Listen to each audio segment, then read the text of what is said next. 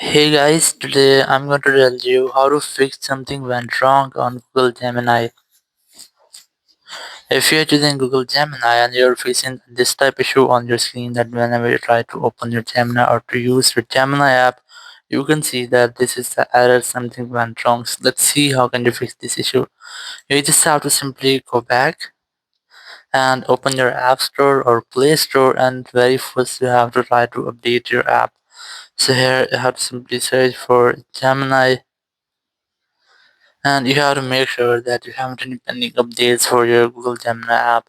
Or if you find any pending updates here, you have to simply tap on this update option to update your app. And once you have updated your app, you have to simply go back from here and you have to retry if your issue has been fixed or not. If it's still not fixed, scroll down your control center and you have to make sure that you have a stable and a strongest network connection.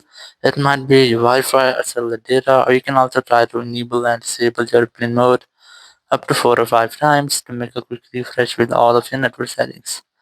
Then go back from here, open your settings app, go for general, go for VPN and device management, and you have to make sure that you're not connected to any VPN. If you're connected to any VPN, try to disconnect with that, then go back, go to software update, and you have to also make sure that you haven't any pending software update here. If you find any pending software update, just try to update your software. After updating your software, your issue must be fixed, or if it's still not fixed your issue, so you can try to open the settings app and here go for general section, go for iPhone storage here, just look for Gemini app and you have to try to offload your app.